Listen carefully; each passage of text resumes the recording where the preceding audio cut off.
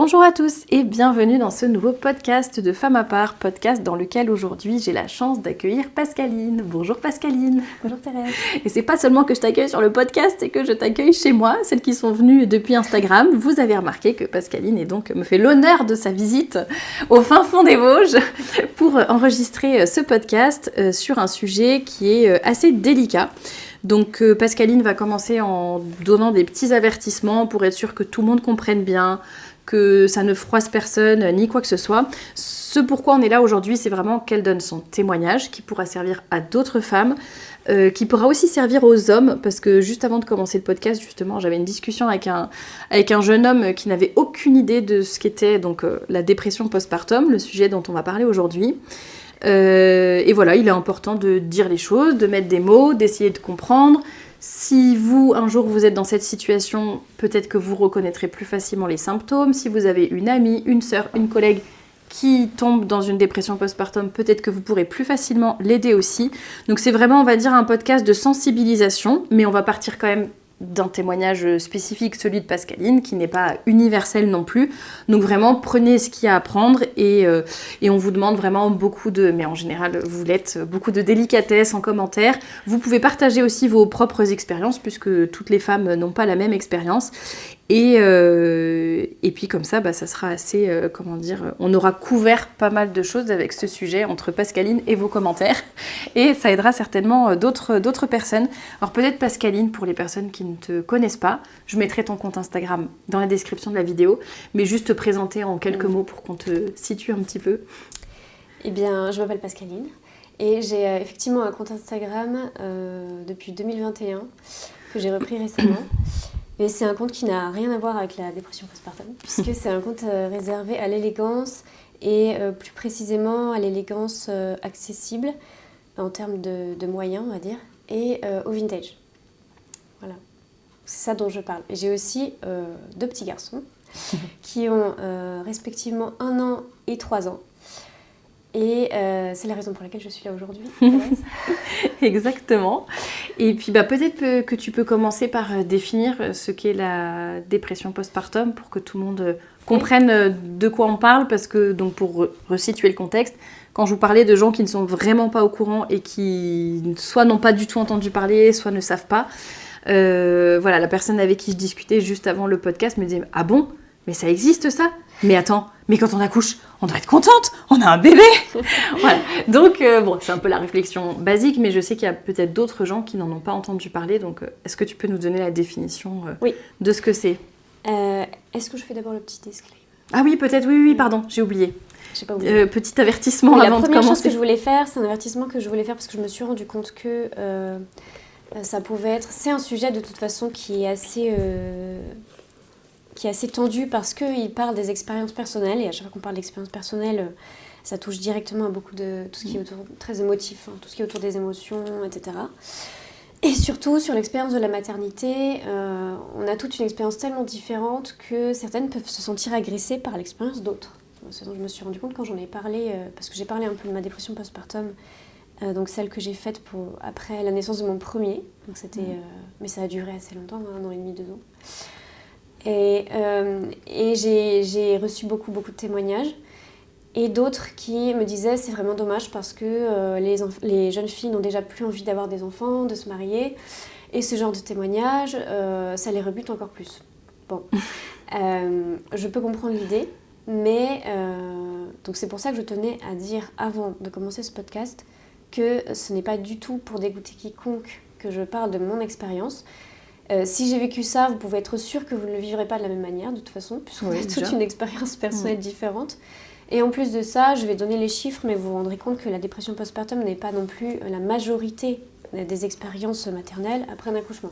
Ce sont des chiffres qui sont assez impressionnants quand même, mais ce n'est pas du tout la majorité. C'est moins de 20% des femmes. 16% des femmes, plus exactement 16,5 ou 6. Rapporté au nombre de femmes qu'il y a en France, donc ça c'est les chiffres pour la France.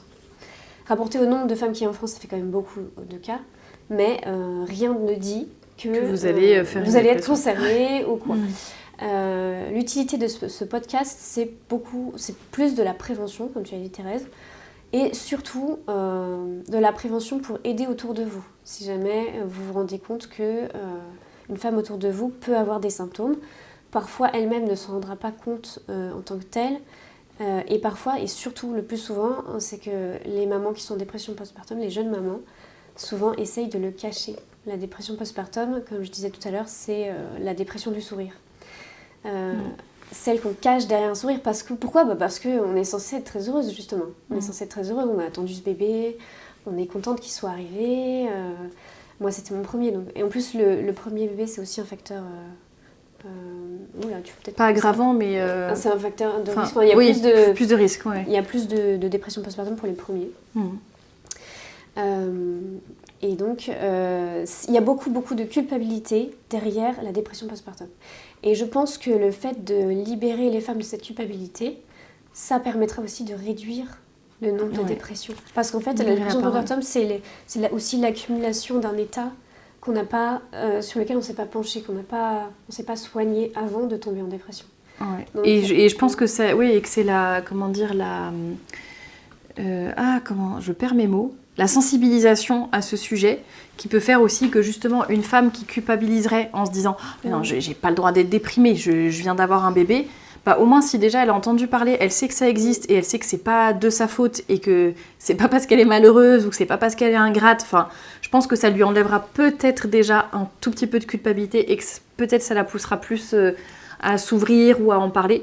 Et aussi une des raisons de ce podcast, et qui rejoint un peu tes avertissements, mais c'est de dire s'il y a des messieurs qui nous écoutent ou s'il y a des dames qui nous écoutent, faites passer aussi ce podcast aux messieurs, parce que je trouve qu'il y a tellement de sujets sur lesquels ils sont pas sensibilisés, et que ce soit la dépression postpartum, le cycle féminin en général, le fonctionnement des hormones, le SPM, le fait qu'on peut avoir des pensées suicidaires par exemple tous les mois qui reviennent, parce que ça dépend des femmes et tout, mais je me dis il y a tellement d'hommes qui sont déconnectés de ces réalités, et du coup il y a des femmes qui n'osent même pas en parler, et le peu de fois où elles en parlent, c'est un peu ce que tu me disais en off avant, mais le peu de fois où on va en parler, on va dire quelque chose, en fait on va nous rire au nez. Et du coup, forcément, on va se refermer encore plus. Donc là, je rajoute ça à tes avertissements de dire que n'hésitez pas aussi il faut parler de ce sujet, je trouve, moi, pour faire de la prévention, en fait. Et comme tu dis, ça veut pas dire que... Et pas pour dégoûter quiconque. Oui, voilà, exactement.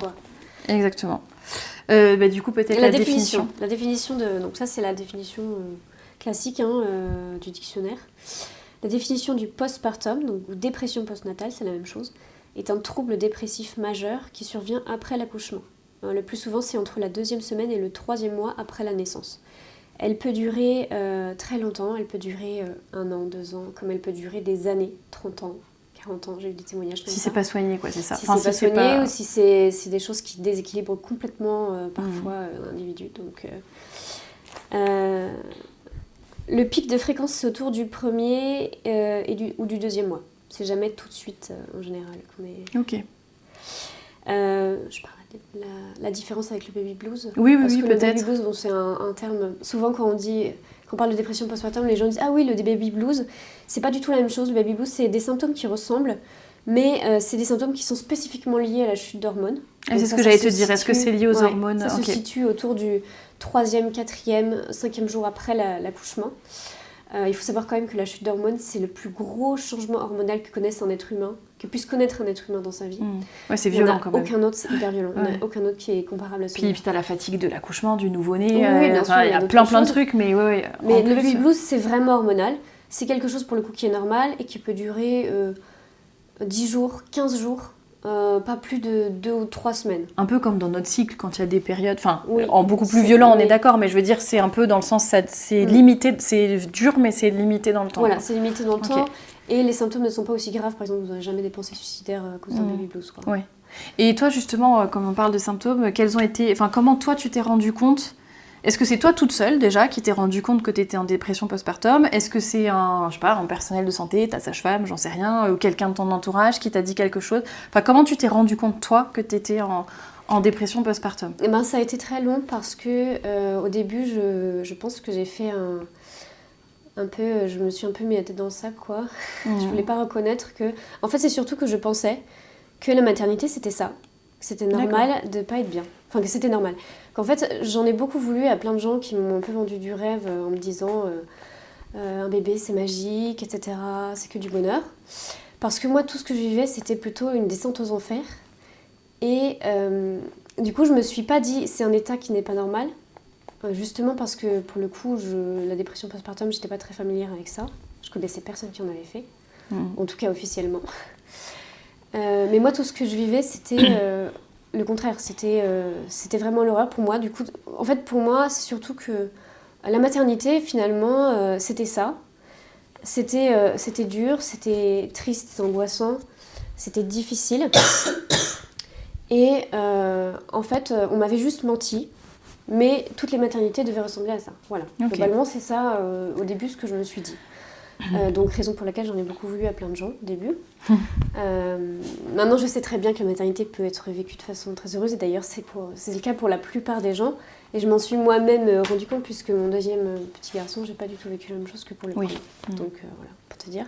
En fait, c'est surtout la deuxième grossesse, le deuxième postpartum, où j'ai vu la différence avec le premier. Et je me suis dit, mais c'était vraiment pas normal. C'était vraiment pas normal de...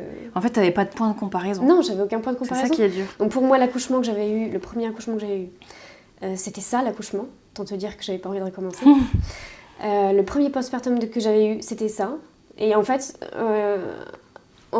soit on m'avait menti, soit toutes les femmes m'avaient oublié, ou alors c'était... Tu sais, comme, je sais pas si t'as déjà vu le sketch de Florence Foresti qui m'a fait beaucoup rire sur le postpartum. Peut-être. Où elle dit que, en fait, il y a la brigade des nurses. T'as jamais vu ça? Non, je crois pas. C'est hyper drôle. Enfin, c'est drôle. T'as la brigade des nurses qui bride la parole des jeunes mamans, justement pour les empêcher de dire aux autres. Oui, que surtout, voilà. Je l'ai vu, que surtout personne ne sache que l'accouchement, en fait, c'est hyper dur et tout. Et donc, moi, je m'étais dit, mais en fait, on m'a menti pour perpétuer la race humaine. Et de fait, je comprenais à l'époque, je me disais, mais c'est logique, parce que sinon, notre espèce... Personne n'aurait d'enfants, oui, voilà. Depuis des centaines, des milliers d'années. Après, j'ai compris qu'évidemment, mon cas était très spécial, et que la plupart des femmes le vivaient très bien. Et même si, j'avoue que j'ai quand même du mal à conceptualiser la chose. Non, j'avoue que... Ça me paraît toujours un peu étonnant, mais c'est très bien, c'est... Ouais, qu'on soit pas... Mais heureusement que tout le monde n'est pas comme toi. Comment je m'en suis rendu compte, en fait, c'est parce que j'ai entendu parler de la dépression postpartum. D'accord. Donc j'étais un peu en plein dedans. Et aussi parce que ça me paraissait quand même... C'était trop, quoi. Ça me paraissait pas possible que la plupart des femmes soient encore en vie, qu'elles aient eu 10 enfants. Celles que je connais qui ont eu 10 enfants. Et ça me paraissait pas possible que ce soit aussi dur pour tout le monde, quand même. Au fond, on se dit quand même, c'est bizarre. Il y a un truc bizarre là. Donc tu sentais quand même, tu avais une intuition au fond de toi que... Et puis surtout, il y a quand même un truc qui m'a mis la puce à l'oreille, mais à l'époque quand même, je me suis pas arrêtée dessus. C'est vers 3 semaines, donc mon bébé avait 3 semaines. En fait, je suis retournée à l'hôpital parce que j'avais quand même un gros souci avec l'allaitement. Moi, j'avais des grosses crevasses quand j'allaitais, donc ça fait extrêmement mal et j'arrivais plus vraiment à nourrir mon bébé. Et en plus de ça, mais ça, je m'en suis rendu compte après, vers 2-3 mois, je m'en suis rendu compte après parce qu'on m'a parlé de ça justement, je ne connaissais pas. Mais mon bébé a eu un gros RGO, un gros reflux gastro-œsophagien. Ouais. Et ça, c'est une vraie horreur, ce truc. Et donc, il s'alimentait pas très bien, entre autres. Donc, je me suis retrouvée à l'hôpital, mon petit avait 3 semaines, et à dire à la sage-femme que ça allait pas du tout. Et elle m'a dit, elle m'a pas dit vous faites une dépression, parce que 3 semaines, c'est un peu tôt quand même dans le postpartum.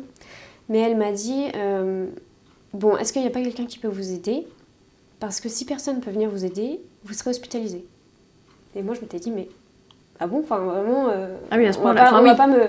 T'avais pas compris que c'était aussi grave. Alors qu'elle, elle l'avait déjà peut-être détecté. Après coup, je me suis dit quand même, ils vont retenir une chambre d'hôpital pour moi. Enfin, l'hôpital est quand même un peu surbooké en général. Bon. Oui, ils vont pas dire ça pour des broutilles, quoi. S'ils veulent te garder, c'est. Elle a dû se rendre compte quand même qu'il y avait un problème. Et donc, moi, je voulais surtout pas être hospitalisée. Enfin, vraiment, je trouvais ça... Alors, pour le coup, ce serait vraiment la honte. Enfin, c'est vraiment ce que je me suis dit à l'époque. Ouais. Oh, la honte, elle vient d'avoir un bébé, elle sait pas se débrouiller, elle est à l'hôpital parce qu'elle sait pas s'occuper de son bébé. Ouais, il y a aussi ce côté-là, la culpabilisation. J'allais dire, c'est pas juste le fait que je dois être heureuse parce que j'ai un bébé, c'est aussi je dois être capable de m'occuper de moi, de mon bébé, de mon mari. Enfin, voilà. Oui, parce qu'il y a derrière un peu l'idée, si tu veux, de l'instinct maternel Bon, ça, c'est quelque chose qui est quand même assez ancré dans nos mémoires, mais c'est aussi parce que moi, j'ai une maman qui a un gros instinct maternel, donc peut-être que c'est dû à mon exemple à moi de mère.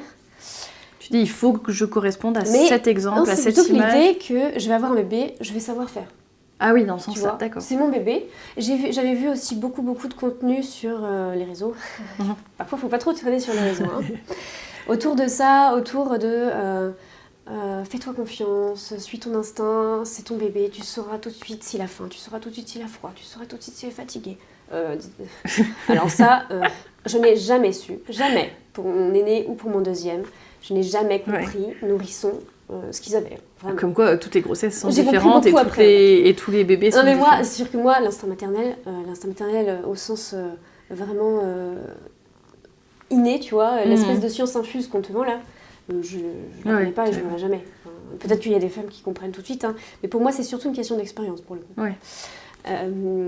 Donc il y a un peu cette idée que si tu sais pas faire, t'es une mauvaise mère. En fait la culpabilité elle vient de là. C'est vraiment parce que si tu n'y arrives pas, c'est que t'es une mauvaise mère. On va te pointer du doigt, regarde comme elle est nulle, elle n'y arrive pas, elle est à l'hôpital. Non mais franchement, c'est quoi ce déchet quoi. T'as vu comment elle se retrouve ? C'est fort hein.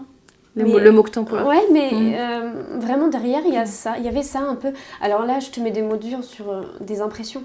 Mais les impressions, oui, mais sont pas forcément... c'est tes impressions, enfin, c'est valable, quoi. Si je vais jusqu'au bout de l'impression, c'est ça. Ouais. Tu vois, c'est vraiment ça. La culpabilité dont on parle, c'est vraiment jusqu'au bout, c'est de la honte. C'est de la honte de ne pas y arriver, c'est de la honte... Et pourquoi on aurait honte de ça ? Parce qu'au fond, être mère, c'est apprendre à être mère, et on va passer notre vie à apprendre à être mère, puisqu'on va avoir des nourrissons, après des toddlers, ce qu'on dit. Ensuite, des enfants, des ados. Des pré-ados, des ados, et à chaque fois, il faudra apprendre à être la mère d'un enfant différent, en fait. Donc c'est, quand on y pense froidement, c'est un peu bête, ce genre d'idée. Mais en fait, c'est vraiment des émotions, c'est pas des trucs que tu contrôles. Et même en prenant du recul sur le truc, c'est pas ça qui m'a guérie. Donc toi, le premier symptôme, entre guillemets, que t'as vu, première fois où tu t'es dit, il y a peut-être quelque chose qui va pas... Alors moi, je pleurais tout le temps. C'est quand la sage-femme t'a dit... Alors ça, oui, sur le coup, je me suis dit, les pleurs. trop bizarre.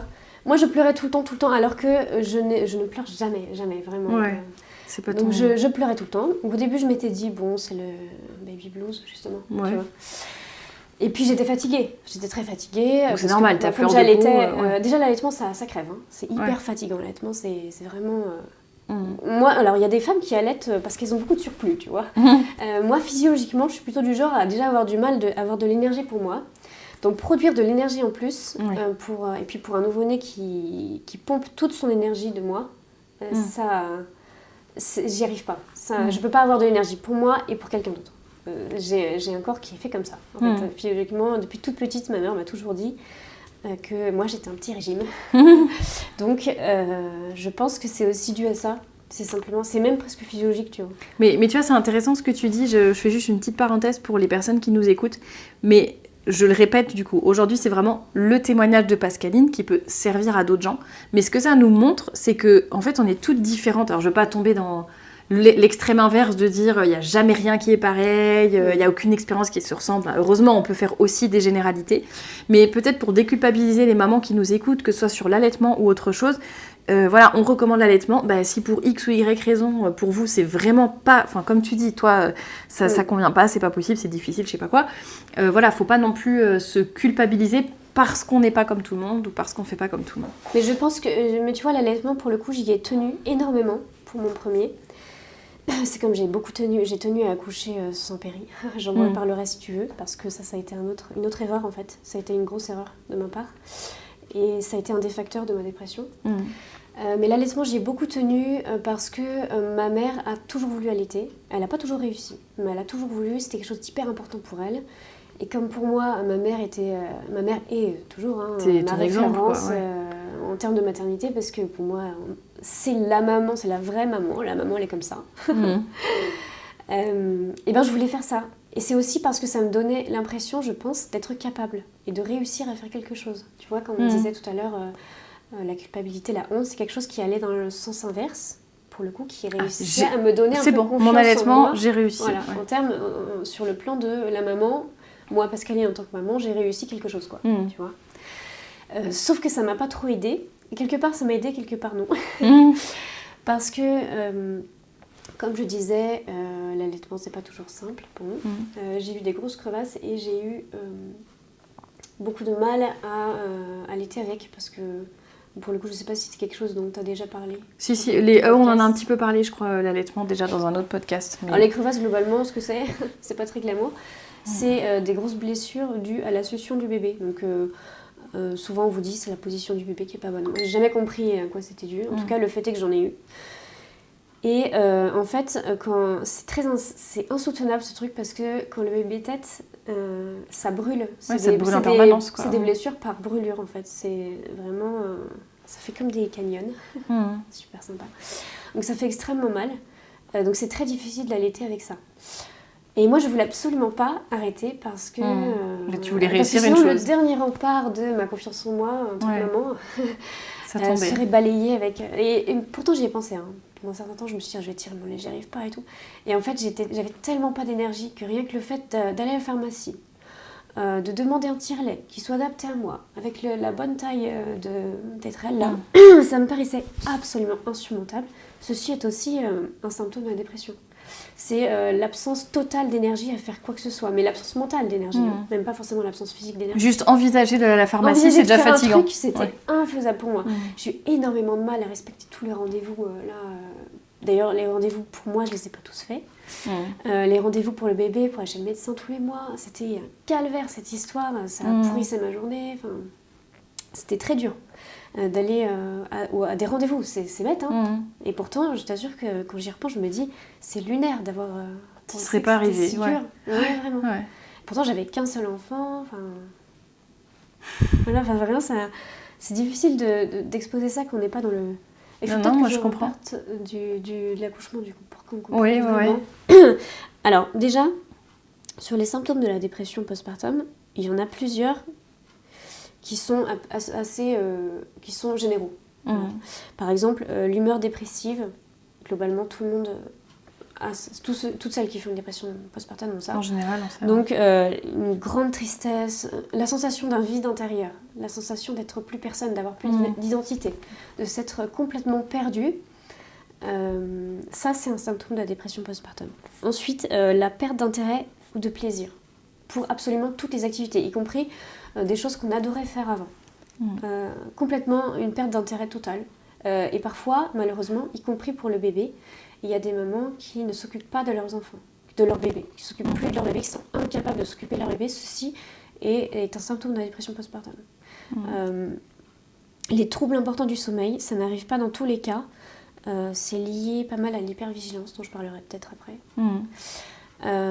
J'en ai eu beaucoup. Alors, pas des troubles du sommeil du genre le bébé me réveille la nuit. Non. Des troubles du sommeil du genre le bébé dort, je ne peux pas dormir. Tu n'arrives pas à t'endormir, insomnie. Insomnie, les idées qui tournent dans la tête. On dort par tranche de... Sommeil très peu profond, enfin très léger. Donc, pas de repos, globalement. Donc, ça ne facilite pas les choses. Il y a tout qui s'accumule. Oui, mais on peut aussi se dire, ben non, mais je suis dans cet état parce que je suis fatiguée. Et on va pas forcément se dire c'est la dépression. C'est un peu trompeur. C'est pour ça qu'au début, on ne sait pas trop. Alors, au contraire, il y a des femmes qui ont les symptômes inverses, c'est-à-dire des femmes qui dorment tout le temps, qui dorment toute la journée, qui dorment comme un nouveau-né, qui n'arrivent pas à ne pas dormir, qui passent leur temps à somnoler un petit peu comme un état d'hibernation.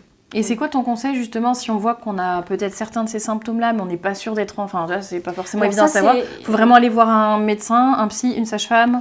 Non, la première chose que vous pouvez faire, c'est le test. C'est un test qui est présent sur Internet.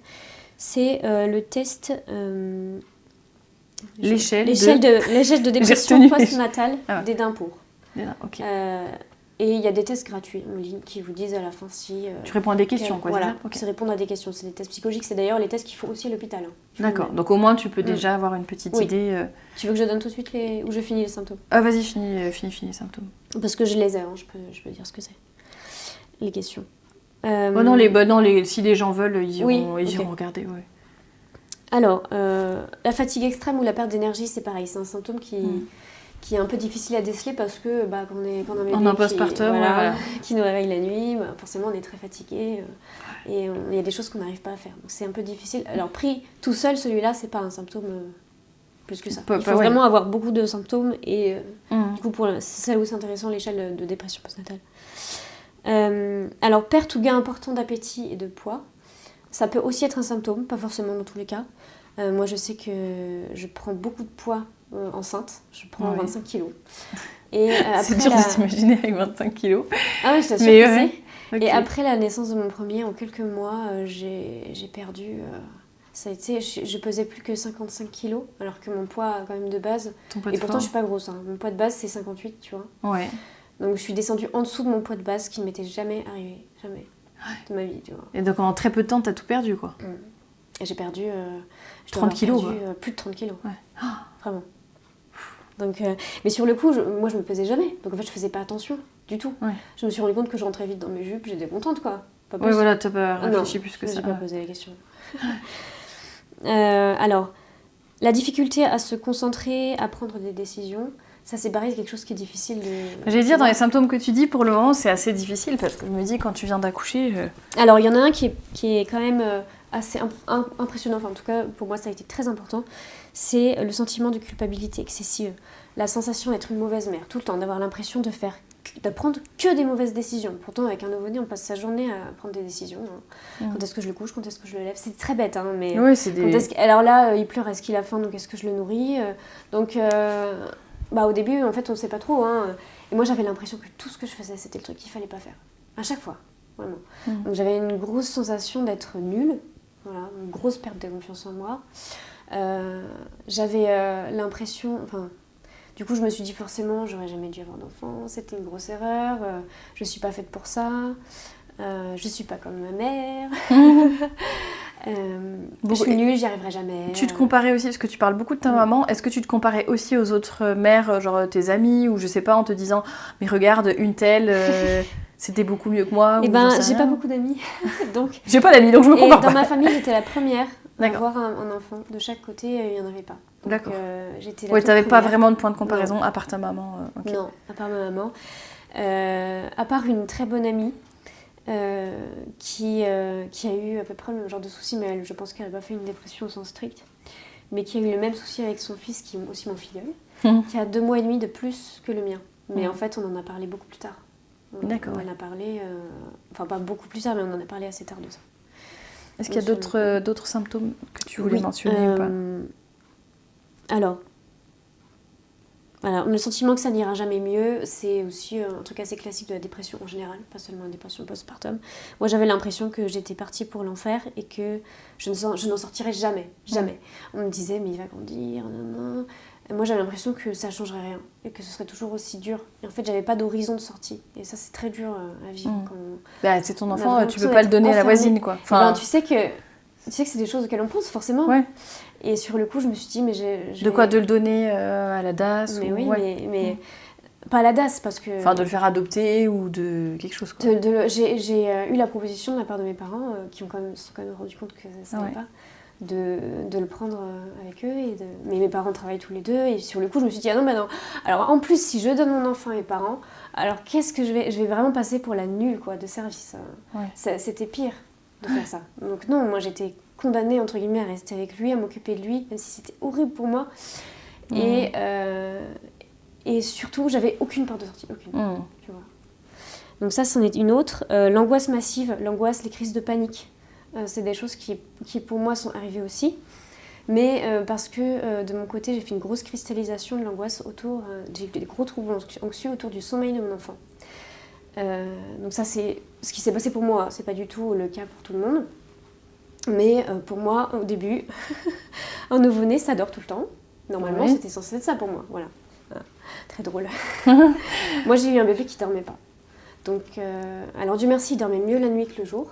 Ouais. Mais le mien ne dormait pas du tout. Pas du tout de la journée. Et forcément, un bébé qui dort pas, c'est un bébé crevé. Un bébé crevé, c'est un bébé qui hurle tout le temps. Bah oui. Donc, j'avais un nouveau-né qui hurlait H24 dans les bras. Peut-être pas H24 parce qu'il dormait quand même un peu la nuit. Mais... ça ajoute à l'angoisse, ça, quand même. Forcément. Donc j'avais une grosse angoisse autour du sommeil de mon enfant. Évidemment, quand je le couchais, il dormait pas. Il n'a jamais dormi dans son lit jusqu'à assez tard. Donc je suis passée à l'écharpe de portage. Alors ça, c'est pareil, c'est un truc qu'on m'avait pas mal recommandé. Et de fait, ça a été plus ou moins une solution, l'écharpe de portage. Parce que il dormait. Alors c'était pas simple, hein. Pour l'endormir c'était compliqué, ça prenait 3/4 d'heure, 1 heure, il fallait que je fasse des squats, il fallait que je marche. Alors quand il dormait, je pouvais pas m'arrêter de marcher.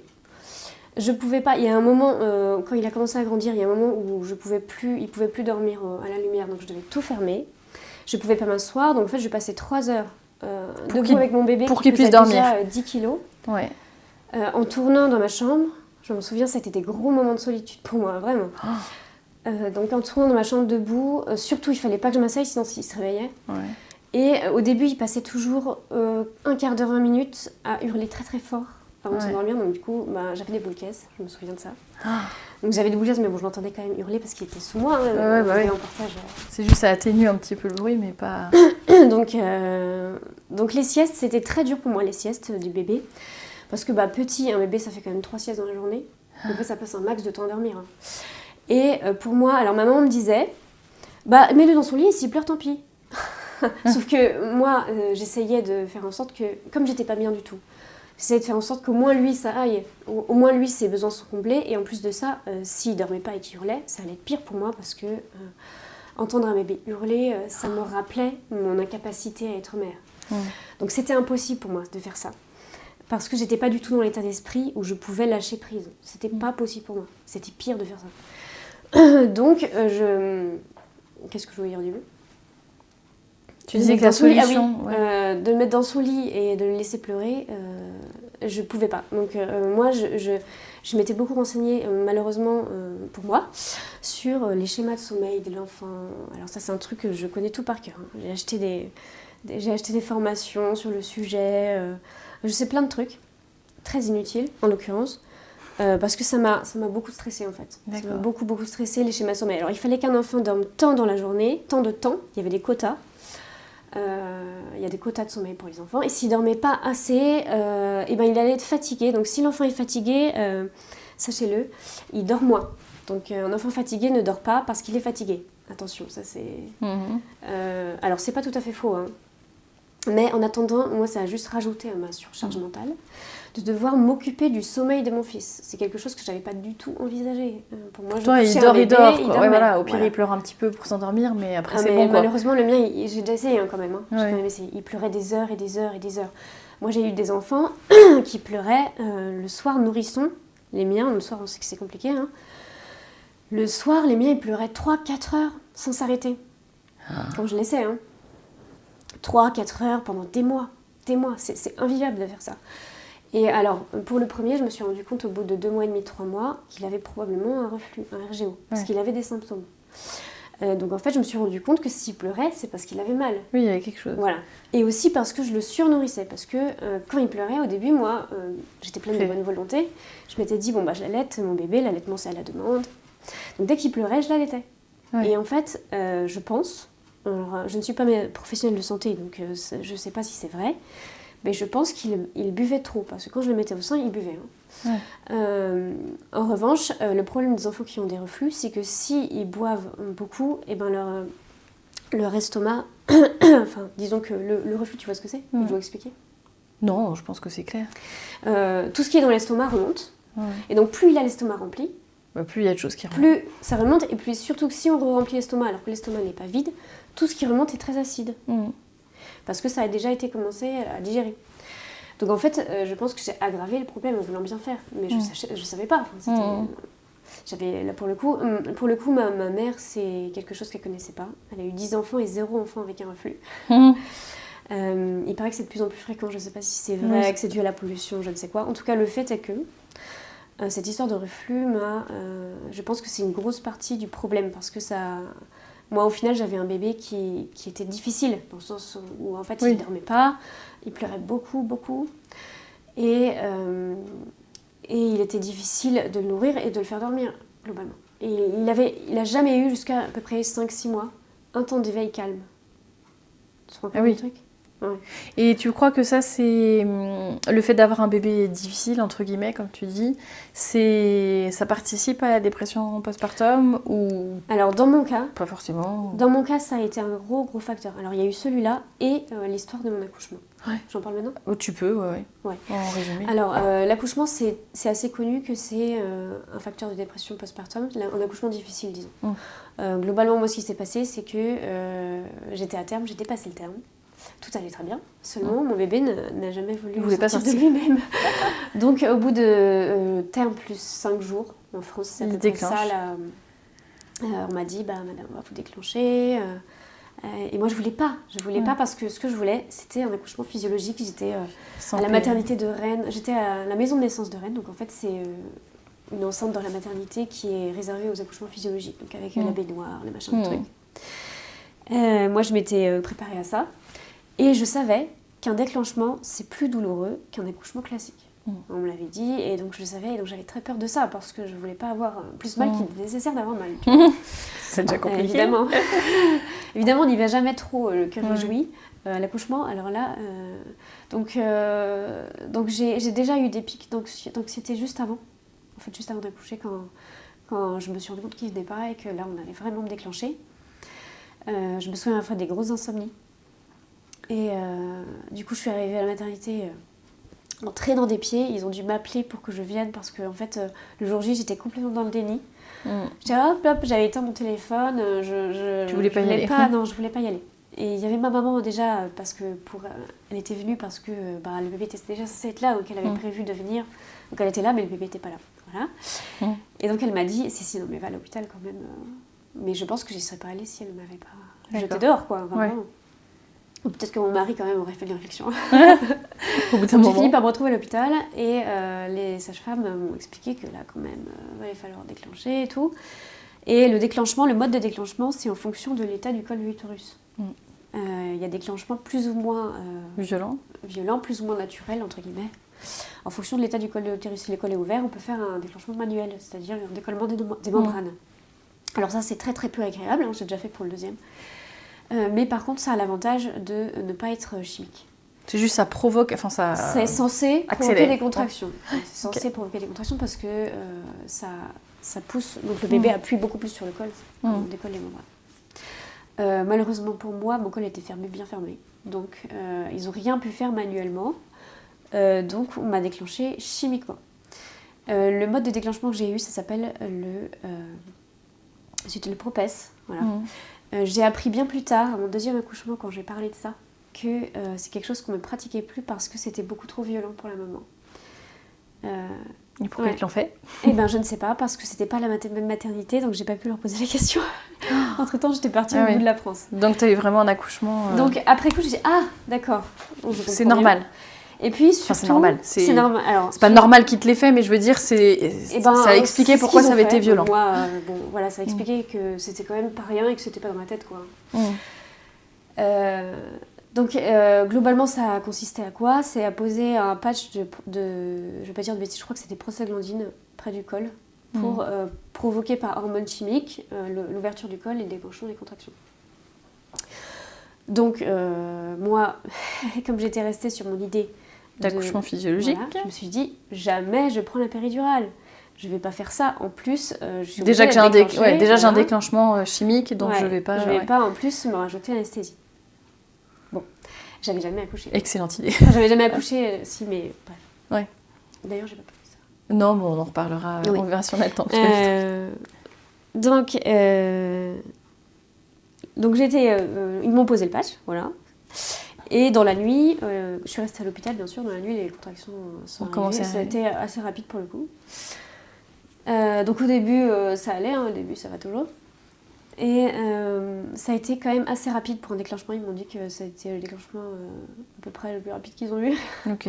Parce que le déclenchement, vraiment, c'est censé être très long. Prendre 20 heures, 24 heures. Ah oui. Moi, ils m'ont posé le patch à 17h. À 4h du matin, j'avais la première contraction. Et mon bébé est né à 13h. D'accord. Donc c'était quand même un schéma très rapide pour eux. Ok.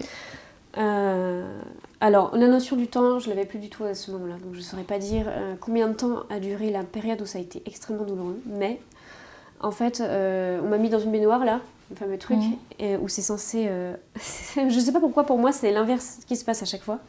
C'est censé aller mieux dans la baignoire, et pour moi, ça a été 1000 fois pire.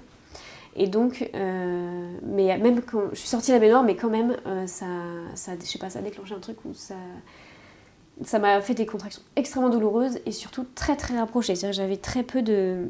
J'avais pas normalement les contractions. Et normalement les contractions, je l'ai vécu pour mon deuxième, donc je sais.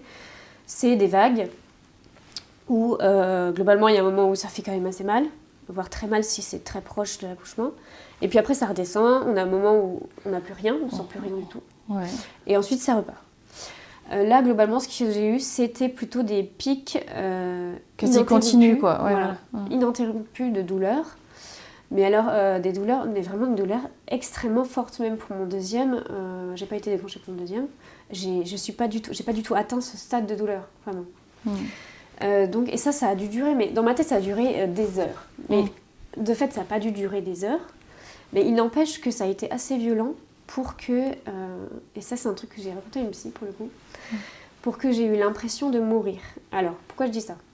Je ne suis pas morte, je n'ai pas eu d'hémorragie. Ce n'est pas un fantôme que je parle. Non, mais par contre, j'ai eu l'impression très étrange que mon esprit, mon cerveau s'est dissocié de mon corps. Et donc, quelque part, je ne me suis pas vue de haut, là, comme on fait dans les expériences de mort imminente. Mais par contre, conceptuellement, j'ai eu l'impression de prendre énormément de recul par rapport à moi et de me voir un peu comme si j'étais une sorte de corps fou, mais de pantin, vraiment. Parce que, alors là, j'ai hurlé, je peux vous dire que j'ai hurlé. Toutes les sages-femmes de la maternité se sont ramenées, il y avait 20 personnes dans la pièce. Enfin, vraiment, tout le monde était paniqué, complètement affolé. Donc, j'ai l'impression de voir toute cette espèce de remue-ménage et moi qui hurlais comme une dingue au milieu et de me dire mais qu'est-ce qui se passe, c'est vraiment fou. Enfin, vraiment j'avais l'impression que en fait pour te protéger tu t'es dissociée. C'est ce que m'a dit la psy. La psy m'a dit quand on vit des violences très fortes. C'est ça, c'est un mécanisme de protection du cerveau quand on vit un épisode traumatique. Le cerveau prend du recul pour ne pas claquer. En fait, c'est trop dur pour lui à supporter. C'est quelque chose qui dépassait vraiment de loin mes forces. Donc, à la toute fin, il y a une sage-femme qui a été assez intelligente quand même pour me dire on va vous mettre la péridurale. Ah oui, parce que j'ai dire, c'est même pas toi qui avais refusé. Mais moi, j'avais oublié cette histoire de péridurale. Mais moi, j'étais ailleurs. La péridurale, je sais même plus ce que c'était. Enfin, sur le coup, j'étais vraiment ailleurs. Enfin, c'est vraiment très bizarre comme expérience. Ou à la fin, il y en a quelqu'un qui y pense. Bon. Mais moi, j'avais bien spécifié que je la voulais pas. J'avais dit à mon mari, si je la demande, tu me dis non et tout. Non, mais je te jure, c'est vrai. Oui. J'étais pleine de bonne volonté. Donc mon mari, il n'avait pas osé. Ah oui, ok. Tu vois, il s'était dit, elle l'avait pas et tout, elle l'avait pas, bon.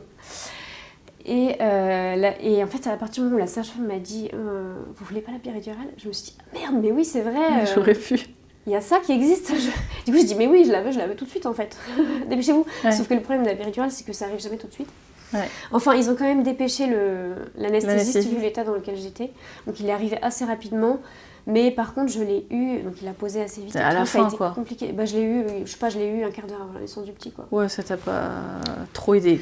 Ça m'a aidé quand même, parce que ça m'a permis quand même de souffler. Juste avant l'accouchement. Ça allait tellement mieux après. J'étais libérée, quoi. Ouais, c'est que toi, t'étais pas... Voilà. C'était trop violent pour toi, sans péri, quoi. Ouais. Bah, c'était aussi avec le déclenchement, ouais. C'était pas un accouchement normal, je peux te le dire. Donc, oui, en plus, toi, tu peux comparer, vu que t'en as eu un deuxième. Oui. Bon bref, mon fils est né un quart d'heure après que j'ai eu la péri. Et à partir de là, j'ai essayé d'oublier l'accouchement. Mais très vite, je me suis dit, hop, là terminé, on passe à autre chose. Sauf qu'en fait, ça m'a beaucoup, beaucoup marqué quand même. Mine de rien. En fait, il aurait fallu que t'en parles. Enfin, on m'a proposé le psy, le machin, mais je m'étais dit, oh quoi, mais sérieux, ça veut déjà dire que je suis pas capable. C'est bon, c'est déjà un accouchement. Je suis déjà pas capable d'accoucher. Et bon, en plus, je viens de le vivre là, j'avais pas assez de recul pour parler de ça. Simplement, tu vois. Ouais. Tu viens de vivre le truc, il faut que tu te replonges dedans, alors que, du coup, le résultat quand même, c'est que physiquement, j'étais, éclatée. Et puis même psychologiquement, du coup. Parce alors déjà physiquement, vu que tu as vu la dissociation et tout ça. Mais ça, tu t'en rends pas forcément compte comme ça. Par contre, physiquement, je m'en suis rendu compte parce que déjà, j'avais une déchirure énorme et sur tout le muscle. Donc en profondeur, c'était vraiment très très profond. Et donc j'ai mis des mois à réussir à m'asseoir. C'était impossible de s'asseoir. Réussir à marcher. Alors, à la maternité, ils ont appelé un ostéo exprès parce que je ne pouvais pas me lever. Enfin, c'était impossible, j'avais le corps mais complètement disloqué. Enfin, ça avait été tellement violent. En fait, c'est pas juste la douleur, c'est que je ne sais pas ce qui s'est passé. Ça a traumatisé alors, ton corps. Alors, ils m'ont dit... vraiment, ouais. Enfin, et ton esprit, mais je veux dire aussi ton corps. Ton corps, était... c'était pas juste la douleur de l'accouchement et de la déchirure. C'était aussi, je pense, que ton corps a été... Mon corps était détruit. Vraiment, l'ostéo, je crois que j'en ai fait des séances et des séances avant de réussir à remarcher droit. Déjà, remarcher. À la maternité, c'était impossible. Rester allongée sur le lit, le moindre mouvement que je bougeais, j'avais ma hanche qui partait je sais pas où. Quand t'as un bébé, en général, tu dois bouger, quoi. Bah oui. Enfin, ouais. Donc, il m'a remis un petit peu, mais évidemment, l'ostéo, il faut le faire régulièrement. Donc, ça se remet jamais d'un seul coup, quoi. Il m'avait dit... Faut refaire des séances. Pour réussir à vous remettre bien, il faut marcher. Mais c'était un tel calvaire de marcher, j'y arrivais pas. Il aurait fallu que tu aies de l'aide aussi pour ça, quoi. En fait, tu vois, je pense que j'aurais dû être hospitalisée tout de suite. J'aurais pas dû quitter la maternité. Quand je me rappelle de l'état dans lequel j'étais, je me suis dit... Ils auraient pas dû te laisser partir. Ouais, c'est fou qu'ils m'aient laissé partir. Mais en fait, j'étais tellement en train de leur dire « Mais non, je veux pas de psy, mais non, mais tout va bien, machin, tu vois ?» Ouais, mais il devrait avoir l'expérience aussi de se dire... Alors honnêtement, je suis d'accord avec toi. Elle n'a pas l'esprit clair, enfin, sans être... Non, mais je suis d'accord avec toi. Après, il y a aussi des professionnels de santé qui poussent trop et qui forcent trop à faire des choses. Mais il y a un truc, c'est que la maternité, ils n'ont pas non plus 150 chambres et garder tout le monde, c'est pas possible, tu vois. Ouais. Donc voilà, moi je suis rentrée chez moi dans un état lamentable. Donc ça joue quand même... énormément. Ça joue quand même pour la dépression postpartum, parce que tu m'avais dit d'accouchement difficile. Oui, et le fait que c'était le premier, tu m'avais dit aussi que ça faisait partie... le fait que c'était le premier, c'est surtout, je pense, parce que je ne m'attendais pas à ça. Je pensais... Alors l'accouchement, je savais que c'était dur, mais je ne m'attendais pas à ressortir comme si j'avais fait... j'avais l'impression d'avoir fait un truc physique énorme, enfin vraiment... Et d'ailleurs, c'est assez reconnu que l'accouchement, c'est quelque chose de très physique. Mais là, en l'occurrence, j'avais l'impression qu'on m'avait battue pendant des jours et des jours. Enfin, j'ai l'impression qu'on m'avait blessée intentionnellement, tu vois, qu'on a pris un couteau et qu'on m'avait... tailladé.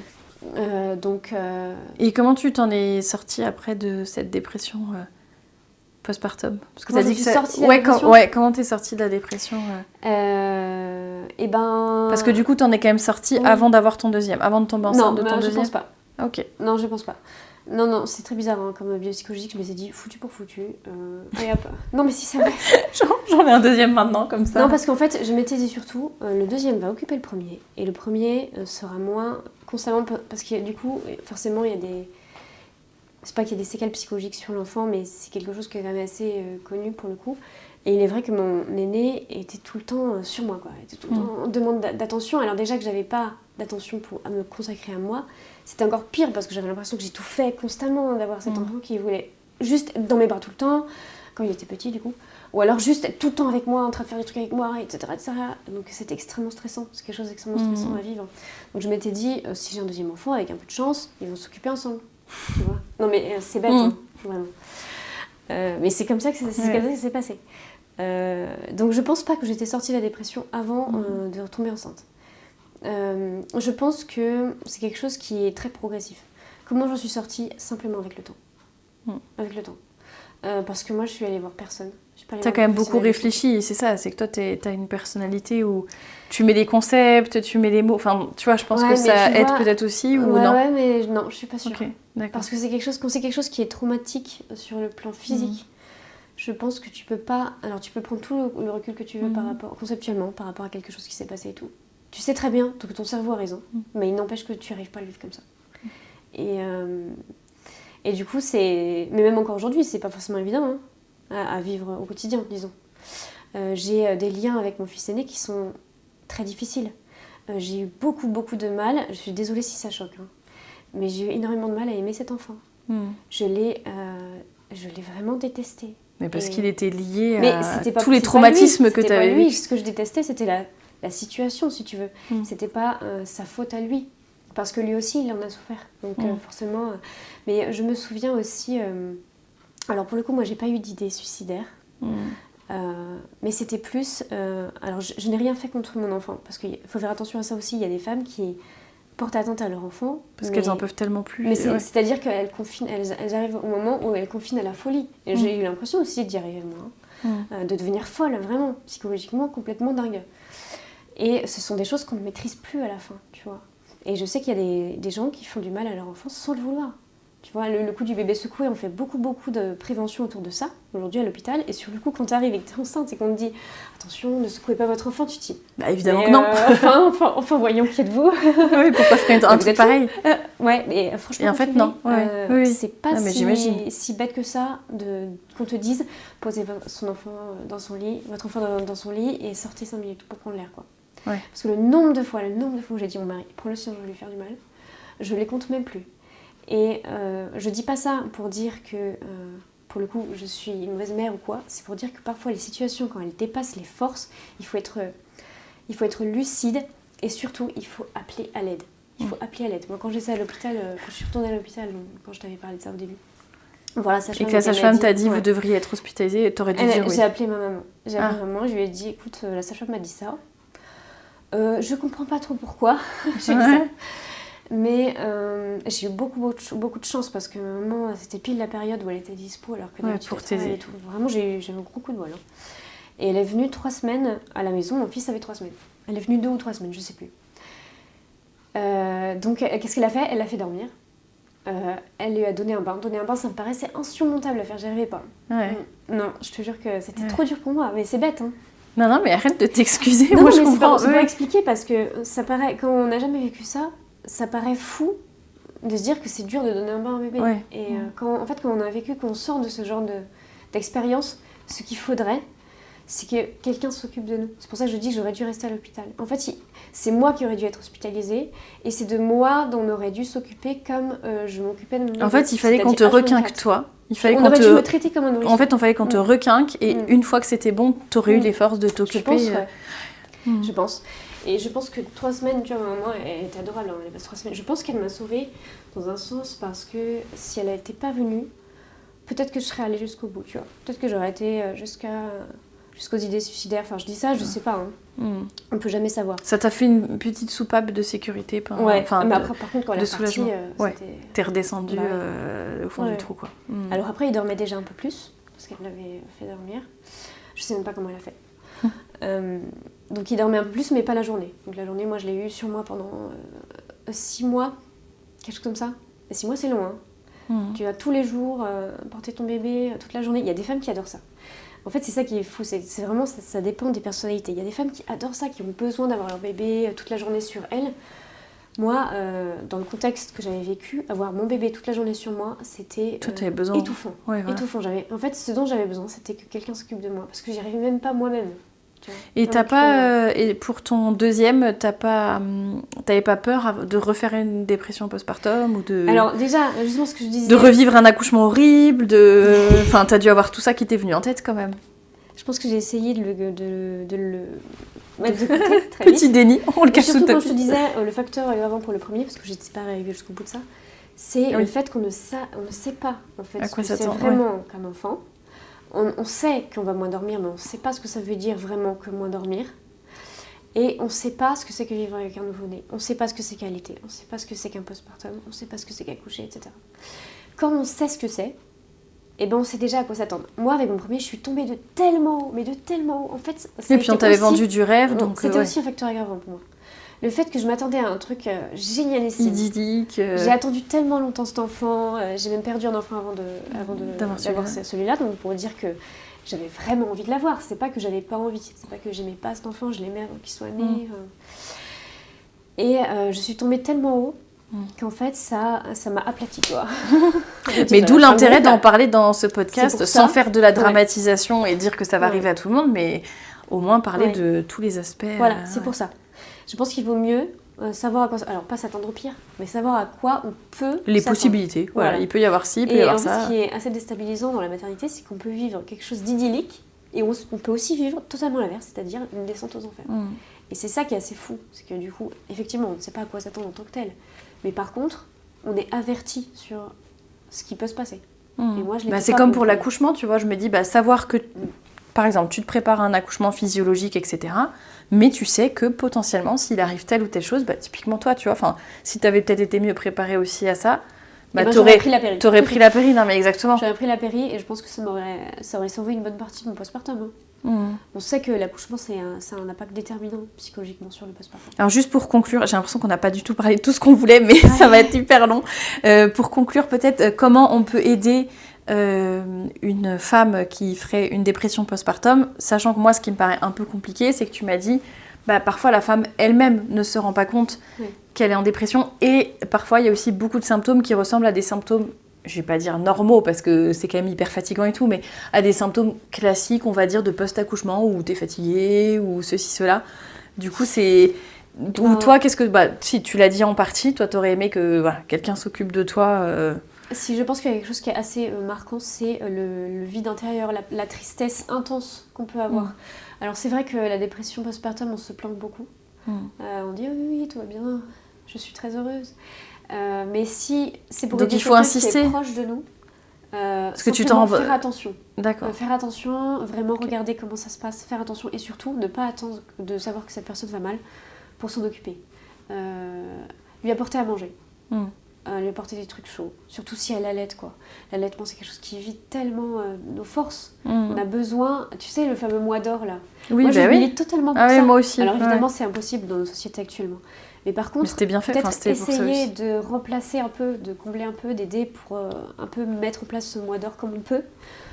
Faire en sorte que la maman se repose le plus possible. Si on sait par exemple qu'elle a eu un accouchement difficile, alors pas forcément lui faire raconter son accouchement, mais essayer de savoir si elle a eu un accouchement difficile ou si ça a été facile. Déjà, ça c'est un facteur qui est assez important.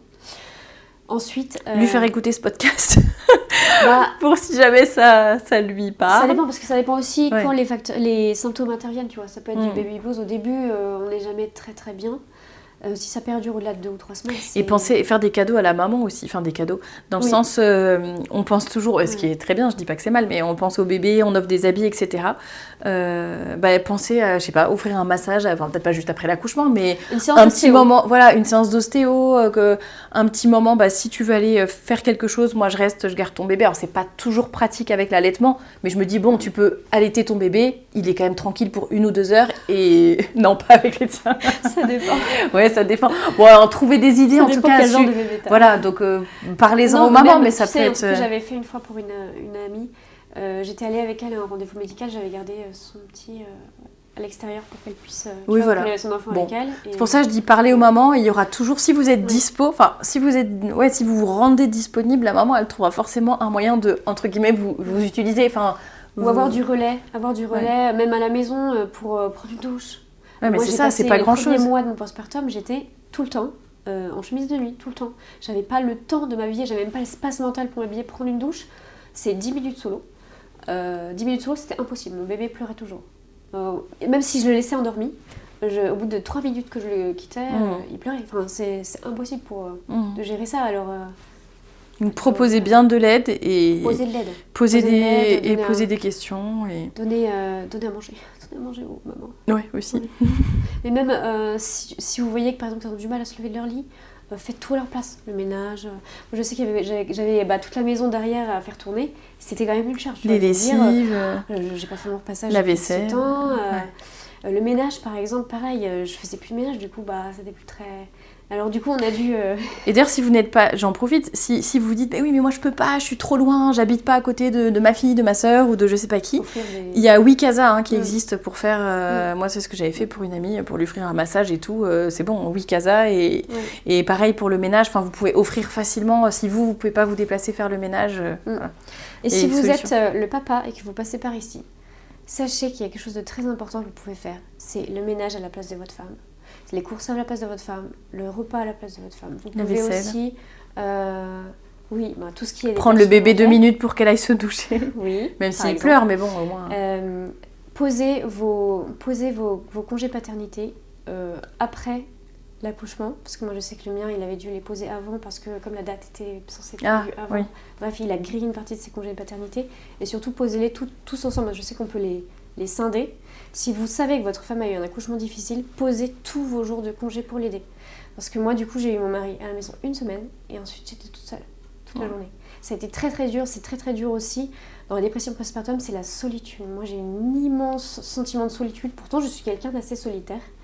Mais là, alors c'est la seule fois de ma vie où la solitude m'a vraiment pesée, parce que c'est la solitude avec quelqu'un dont tu dois t'occuper H24 et que tu comprends pas, et qui te crie dans les oreilles, que tu connais pas, et que t'arrives pas à combler, quoi. Et que tu peux pas, parce que physiquement et psychologiquement tu es au bout de ta vie. Donc si vous savez que votre femme a eu un accouchement difficile, parce qu'en général les papas sont là maintenant, aidez-la vous-même, ou alors prenez une femme de ménage.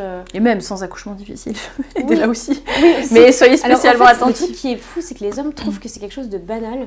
Alors il est vrai qu'il y a beaucoup de femmes qui accouchent toute l'année, c'est quelque chose qui arrive souvent. Par contre, l'accouchement, c'est jamais banal pour une femme. C'est toujours une expérience. Même un accouchement qui se passe bien. Une expérience initiatique, j'ai envie de dire. J'avais lu un livre très intéressant, je crois que c'était Michel Audin d'ailleurs, qui disait que dans les sociétés primitives, il y avait un rituel de passage pour les hommes, au moment où ils passaient à l'âge adulte, en fait, pour devenir un guerrier, pour être reconnu par la tribu comme étant un guerrier. Et il n'y en avait pas pour les femmes. Et pourquoi il n'y en avait pas pour les femmes ? Simplement parce que la nature a déjà pourvu à ça. La femme, le moment où elle devient une femme, c'est quand elle accouche, quand elle donne la vie. Et je pense qu'on ne pourra jamais égaler l'intensité de ce voyage initiatique-là, même avec tous les rituels qu'on veut, qu'on aura mis en place, saute par-dessus la montagne, tranche-toi une oreille. On ne pourra jamais égaler ça, parce que c'est aussi quelque chose de très psychologique. Donc, ce qui serait bien, c'est que les hommes aient conscience de ça aujourd'hui, et c'est vrai que ça commence à arriver un peu, mais pas plus que ça, pas dans toutes les générations. Et je trouve, et si vous n'êtes pas un homme, donc si vous êtes une femme, attention, c'est un peu binaire, ça. Ouais, voilà. Pensez-y aussi. Moi, je le dis beaucoup pour la transmission et dans l'éducation. C'est pas parce que vous avez un petit garçon de 3 ans qu'il faut déjà lui parler de l'accouchement de sa future femme, mais je pense que dans l'éducation des hommes, adaptée au fur et à mesure de leur âge, mais il faut savoir leur expliquer les hormones, le cycle, l'accouchement, encore une fois, c'est pas forcément dans les détails, mais juste ce que tu as dit, quoi. Le fait que l'accouchement, c'est pas banal. Le fait qu'après qu'une femme ait accouché, même si c'était un accouchement entre guillemets facile, sans complications, sans je sais pas quoi, elle aura quand même besoin d'aide, que la dépression postpartum, ça existe, que tu peux n'en plus pouvoir de ton enfant, et voilà, et que les hommes soient pas surpris et qu'ils aident aussi, quoi. Que c'est pas ni la faute de l'enfant, ni la faute de la maman. Il faut aussi dire ça aux mamans. Aussi. On a l'impression après qu'il y a quelque chose chez nous qui tourne pas rond et qu'on n'est pas normal. Oui, c'est peut-être ça, t'as raison, quand je te posais la question de comment aider une maman en dépression postpartum, c'est aussi beaucoup, l'aider, on a parlé lui matériellement, mais aussi lui dire, mettre des mots et lui dire que non, pour essayer d'arrêter ça. Voilà, t'es pas une mauvaise mère, faut pas que t'aies honte, et ça arrive, et c'est pas toi, c'est pas ta faute, c'est pas la faute de ton enfant, exactement. Tout à fait. N'hésitez pas en commentaire à partager peut-être vos expériences, ou si vous avez fait une dépression postpartum, ou en tout cas un truc assez difficile après l'accouchement, et qu'il y a des choses qui vous ont aidé ou que vous auriez aimé avoir, n'hésitez pas à compléter vraiment tout ce qu'on a dit, parce que comme a dit Pascaline au début, toutes les expériences sont quand même différentes, même s'il y a des choses qui se recoupent. Donc n'hésitez pas, comme ça on aura pas mal de visions différentes, et ça va être complémentaire. Et puis si vous avez des questions, on n'a pas du tout donné les chiffres, on avait proposé, mais bon là ça fait déjà plus. La dépression postpartum, c'est 16,7% des accouchements en France. Donc c'est pas anodin, c'est pas une femme sur 1 million, c'est pas anodin, mais ce n'est pas non plus le cas pour tous les accouchements. C'est pour ça qu'il ne faut pas avoir peur de ça outre mesure. Et puis comme tu dis, si on est prévenu, si on sait que ça... Justement, si tu en as déjà entendu parler, et au bout de 3 semaines, tu as ta sage-femme qui te dit ça, peut-être que si tu en avais entendu parler, t'aurais... Bon, on ne sait pas, on va pas refaire le monde, mais n'empêche que peut-être que ça t'aurait fait le petit truc dans ta tête où tu te serais dit « Ouh là là, prudence, peut-être qu'il vaut mieux que je me fasse hospitaliser sans culpabiliser. » Et prévoir aussi de l'aide pour après l'accouchement. Prévoir, parce qu'il y a des mamans, je trouve ça très intelligent, qui congèlent des plats pour... ça on en a déjà parlé dans d'autres podcasts. Ou prévenir son mari, lui dire, parce que nous on se rend pas toujours forcément compte sur l'instant, et dire à son mari, si tu vois que je vais pas bien au bout de X temps, tu te poses des questions. Ce genre de choses. Avoir du relais avec les autres petits. Il faut réussir à prévoir en fait avant son accouchement de quoi nous faciliter la vie après. Exactement. Mais ça, on en a déjà parlé dans d'autres podcasts, donc n'hésitez pas à vous y référer, vous tapez accouchement, je pense qu'on en a fait un. Et une entrevue pétillante, on a dû faire avec Anne-Claire sur le postpartum, il me semble, ou en tout cas sur l'accouchement et comment s'organiser avant et après. Merci beaucoup Pascaline d'avoir accepté de parler de tout ça, parce que je pense que ça n'a pas été facile et tu as vraiment dit plein de choses hyper perso, donc mais bon, il y a déjà pas mal de choses qui ont été dites, donc merci beaucoup. Ça peut être utile, j'espère, je suis sûre que ça sera utile, et j'espère juste que les gens vont vont écouter, retenir et voilà, faire passer le message, transmettre dans l'éducation aussi, s'y préparer sans dramatiser non plus. Mais voilà, donc merci beaucoup Pascaline. Avec plaisir. Et puis n'hésitez pas à mettre vos petits commentaires en dessous de cette vidéo et je vous dis à très bientôt pour un nouveau podcast.